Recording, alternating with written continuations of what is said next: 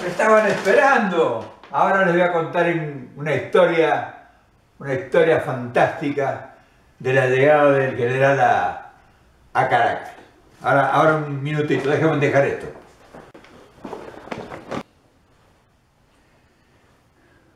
Hola, ¿qué tal? Aquí voy otra vez tratando de seguir con este relato de las historias vividas en el exilio, en los primeros tiempos del exilio con el general Perón, y siempre con mi ayuda de memoria porque son muchos los temas y no quiero repetirme. Pero hoy quiero ser muy claro, muy preciso.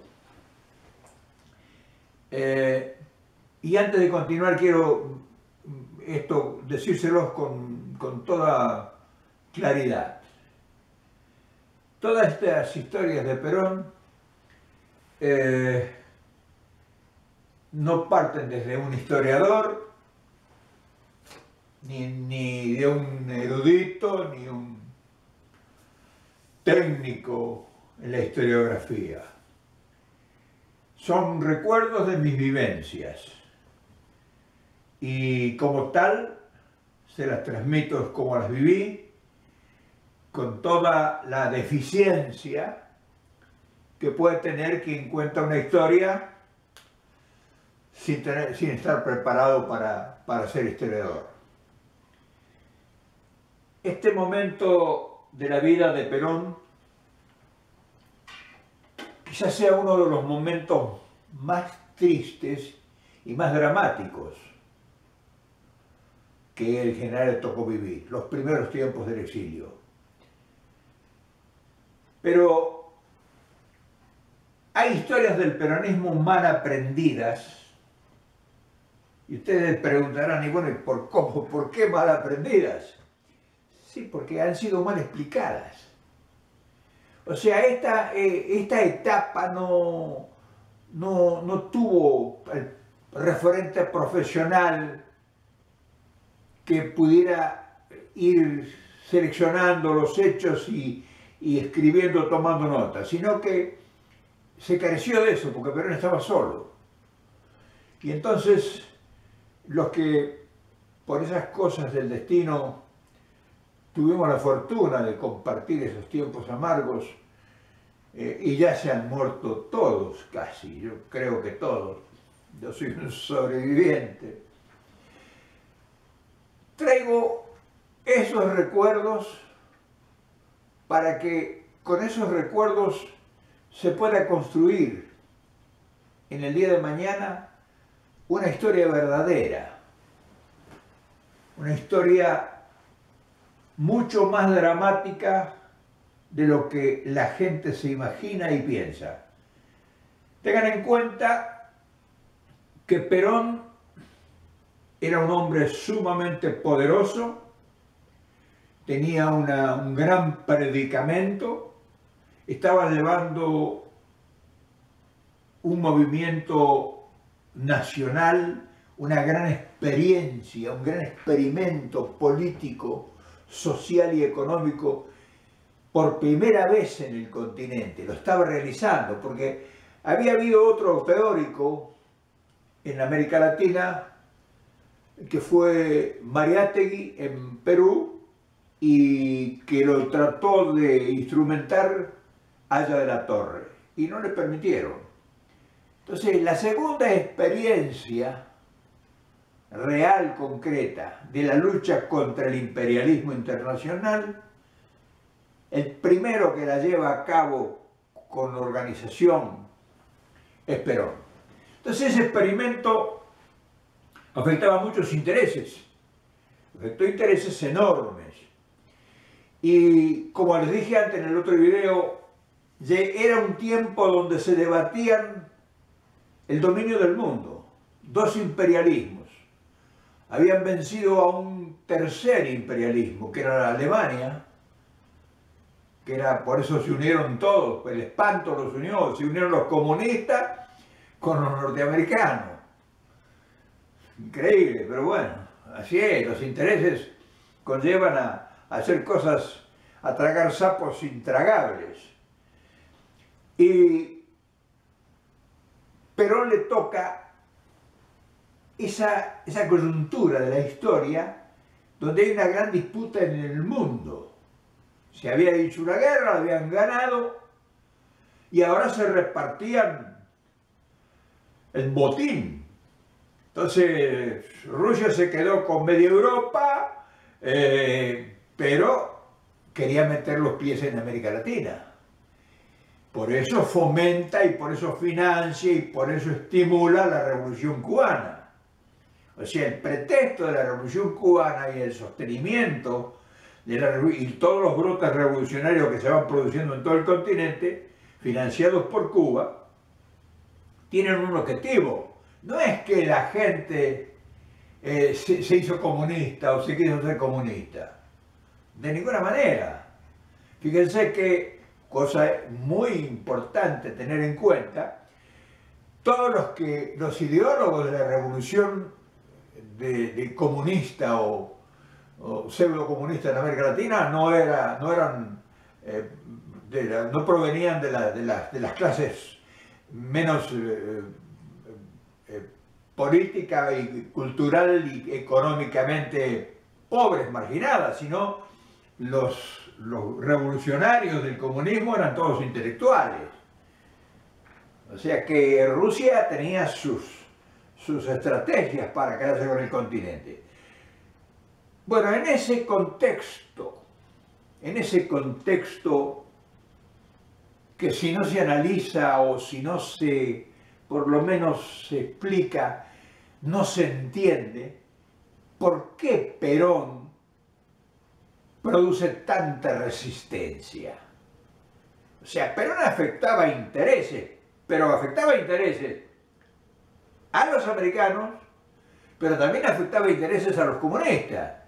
O sea, no transaba con ninguno de los dos. Y ese era el problema. Y ninguna de las dos potencias lo apoyaban para sostenerlo. Entonces, quedó expuesto a todos los vientos y cayó en esa lucha.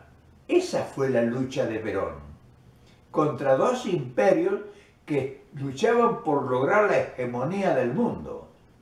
Si nosotros no entendemos esto, no vamos a entender nunca cuál fue el papel de Perón en la historia argentina y en la historia del continente de Latinoamérica.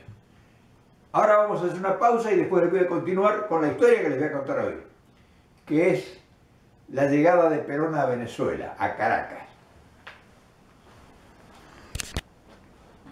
Bueno, vamos a ubicarnos en el tiempo. Estamos hablando del mes de agosto de 1956. Perón está en Panamá, ya va a cumplirse casi un año de que la Revolución Libertadora, con Aramburu y Rojas, Leonardo I, ya se estaba consolidando, ya se había consolidado, es decir, le habían consolidado en el poder las fuerzas hegemónicas que les interesaba que sostuvieran una posición antiperonista. Esa posición antiperonista era descabezar el peronismo, porque decían que era preferible luchar contra el comunismo que contra Perón, porque al comunismo era fácil vencerlo, a Perón era muy difícil vencerlo, porque con Perón pasaba un fenómeno extraño. Perón hablaba de justicia social, hablaba de independencia económica. ¡Qué una barbaridad! ¿Cómo va de independencia económica si acabo de ganar una guerra que murieron 50 millones de personas? Y vos venís a querer tener independencia económica. ¿Y qué soberanía política? ¿Qué es eso? Soberanía política en este mundo que lo vamos a globalizar para controlar a nosotros. Perón era una mala palabra, era un bicho raro en esa época tan controversial de la historia del hombre. Pero no voy a seguir explorando esto que no tiene sentido para contar lo que voy a contar, pero ese momento de presión se produce un año después, casi un año después de la salida de Perón del gobierno. Panamá ya no lo podía aguantar, Panamá ya no había forma, era mucho. Entonces, nosotros, Perón solo, como ya lo he contado, nosotros en Venezuela, Martínez y yo, Martínez era el cerebro, yo era el ejecutor de las cosas. Porque la verdad, yo no tenía en ese tiempo, tenía 25 años, era un muchacho del barrio. No crean que me vengo a ser el importante, era un muchacho de barrio como millones de tipos hay en Argentina. Después el tiempo, la vida, el andar por el mundo, las luchas y el aprendizaje que me impuse me dio otras habilidades. Pero en ese tiempo yo era un tipo que iba para adelante, un peronista a muerte y aprendía. Eso sí, tenía las orejas así por escuchar a Perón, lo bebía. Bueno, nosotros habíamos organizado la resistencia, por directiva del general, nos mandaba información de Panamá a Venezuela, nosotros la mandaba yo a la gente que yo conocía, yo tenía mis contactos en Argentina. Entonces empezamos a filtrar. Resulta que a los 4, 5, 6 meses de estar haciendo esa tarea, ya en la Argentina estaba la voz de Perón en la calle. Ya Perón se comunicaba con su gente. Yo fui un nexo, como pudo haber sido cualquiera de ustedes. Cualquiera de ustedes pudo hacer exactamente, o a lo mejor mucho mejor de lo que yo hice. Yo ocasionalmente fue. Bueno, pero ya Panamá, como digo, en el 56, en agosto ya no pudo más, y entonces Perón se viene a Venezuela. Viaja en un avión de la línea aeropostal venezolana. Había ido un vuelo charter a Panamá a buscar un equipo de béisbol que venía de regreso a Venezuela, y ahí viaja Perón con Martínez. Martínez había ido 3 o 4 días antes, Martíncho, para acompañar al general de regreso. Y me dijo, usted, acá mientras yo me voy, dice, usted organiza a todos los muchachos, ya sabe usted cómo sabe, cómo hay que hacer. Más o menos yo tenía idea, ¿no? Entonces me comuniqué con toda la gente, ya estaban los militares que se habían salvado de los fusilamientos, el general Tanco, el coronel González, el coronel Guiller, Salinas, en fin. Y todos los otros muchachos, entre venezolanos, simpatizantes del peronismo. Juntamos ahí como 200 personas para ir a esperar a Perón, al aeropuerto de Maiquetía, en La Guaira. Se armó Garaventa, era un muchacho argentino que tenía una compañía, una empresa de remis, puros Cadillacs, y que fue con nosotros a esperar al general. Llega el día 9 de agosto de 1956, el avión a Caracas. Nos avanzamos sobre la pista, porque era un vuelo charter, o sea, entramos toda la bandada a la pista. Apareció Martínez en la escalinata y atrás el general. Bueno, una fiesta, desplegamos unas pancartas que yo había pintado 2 o 3, un griterío. Bueno, el general se emocionó mucho. Y lo recibimos después, Martínez, muy serio, mandando, ordenando todo, pasaron hacia el auto de Garaventa y se perdieron en la noche por esa carretera La Guaira-Caracas. Lo que no sabía nadie, incluso yo, es que en ese avión, ¿saben quién había llegado? Isabelita. En el último asiento, como perdida, con Landajo, con Ramón Landajo, que a su vez estaba en Panamá, un gran peronista y gran tipo, un gran gaucho, ya murió hace unos años, tipazo, de esos que ponen el hombro y la mano cuando y no tienen cocodrilos en el bolsillo, cuando se necesitan tocar a los amigos. Bajan del avión y claro, pero no la quería mostrar a Isabelita, o sea, la prensa estaba, nosotros habíamos convocado a la prensa, yo había convocado a toda la prensa, había ido los periodistas, habían ido, o sea, llegaba Perón,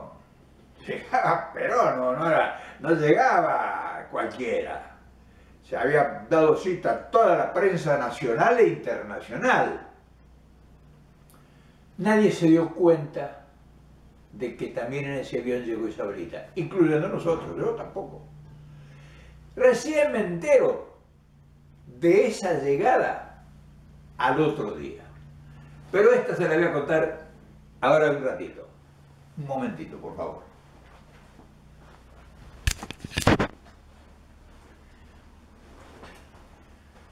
Perón no quería mostrar a Isabelita. O sea, esto no lo sabe la gente, pero era un momento muy difícil en la vida de él. Esta muchacha había llegado ahí en una forma no muy, digamos, no muy santa, digamos así. Además, estaba muy fresco todo lo que pasaba y él había tanta campaña en Argentina con la Nelly Rivas y que abusaba de menores y entonces el general quería mantener su vida privada por lo menos lejos del chusmerío. O sea, los periodistas, cualquier cosa como esta, ilegal, lo iban a explotar en la Argentina, por entonces él cuidaba ese detalle, no darle pasto a los leones. Por eso Isabelita viene camuflada en el avión. Pero al otro día, y aquí está la historia, a la mañana temprano yo vivía en La Pastora, unas 8 cuadras, 7, 8 cuadras de donde tenía el departamento Martínez, que es donde fue a vivir temporalmente el general, en la avenida Urdaneta, esquina Pelotas. Era más o menos unas 8 cuadras de mi casita. Yo vivía en una casita en La Pastora, en el barrio La Pastora, un barrio muy tradicional, antiguo, de techos de teja del año 1800. Y a la mañana temprano me llama Martínez por teléfono a las 8. Me dice, ¿estás muy ocupado? Digo, no, ya estaba dentro de un rato, iba a salir a hacer algo. Digo, yo trabajaba, yo sacaba fotografías, me ganaba la vida. Me dice, no, dice, le pido un favor, dice, estuve hablando con el general en la noche y necesito que venga, que lo necesitamos urgente acá. Sí, enseguida voy. Me arreglé un poco y enseguida fui. Golpeé y cuando abro la puerta aparece Isabelita. Parecía un mamaracho, un payaso parecía, con un pijama grande de martincho puesto. Resulta que en el apuro y todo, cuando llegaron el viaje, las valijas se las llevaron todas a la pensión donde fue Landajo, porque fue en otro auto. Entonces ahí venía la valija de Isabelita y la ropa de ella. Ella fue al departamento de Martínez a la noche, allí, cuando llegaron, después del arribo del avión, con lo puesto. Así que Martín yo le tuvo que dar un pijama para que pasara la noche. Bueno, pues yo llego y la encuentro chiquita, porque es una mujer muy menuda, menudita, era delgadita. Eso no me suena. Bueno, me dice Martínez, mire, acá estuvimos hablando con el general, ya ahí fue, retomamos esa calidez que eso no se puede explicar. Eso, ¿no? Todo lo que se diga carece de sustento para decir Perón era así. No hay expresión. Ese ser iluminado que era Perón, hola hijo, qué gusto, ya ves como los gitanos nos encontramos en todas partes, dice. Era muy criollo, muy chistoso, era un tipo muy pícaro, o sea, era un tipo argentino, no era el tipo de pose, no, era un tipo suelto. Estaba vestidito bien, ¿no? Bien normal, bien vestido con su camisa, porque en Caracas hacía mucho calor. Dice, mire, me dice Martínez, hemos estado hablando con el general, nos hace un montón de cosas, dice, y no quiero que el general, no queremos que se quede solo por cualquier cosa. ¿Se puede quedar usted acá? ¿Cómo no? Imagínate. Entonces se cambiaron, se cambió Isabelita, se cambió él, se fueron. Dice, más o menos, dice, se va a tener va a estar toda la mañana, ¿eh? Sí, no se preocupe. Se fueron y me quedé solo, Perón y yo, en el departamento de Martínez, que no era un departamento de unos 50 metros cuadrados serían. Un dormitorio, una cocinita, un kitchenette, que ya había contado una historia ahí, un baño y una sala que sería más o menos como esta. Sí, más o menos como esta. Nos pasamos toda la mañana con Perón. Ese Perón que yo había visto con 1 millón o 2 millones de personas, como lo vi con el pronunciamiento de Evita en la avenida 9 de Julio, o en el balcón, tantas veces que fui a la Plaza de Mayo. Ese Perón que yo temblaba cuando lo escuchaba por radio, porque en ese tiempo no había televisión. Ese hombre que era una luz, una bandera, una esperanza, era el hombre que nos había dignificado a nosotros los pobres. Porque nosotros éramos pero muy pobres, como todos los trabajadores del campo de la Argentina. Ese hombre tan extraordinariamente, el Perón y Evita, estaba ahí, en manga de camisas conmigo, dando vueltas, contándome cosas, historias, escuchándolo, olvidando. Llegó un momento que me olvidé que era Perón. Ese fue la llegada del general Perón a Caracas el día 9 de agosto de 1956. De aquí parte otra historia que espero con toda humildad que me permitan contárselas. Vamos a contraer un compromiso de honor, de criollos, y voy a tratar de contarle todos los recuerdos que tengo de aquella época maravillosa, que fue lo mejor que me pasó en mi vida. Gracias, muchas gracias.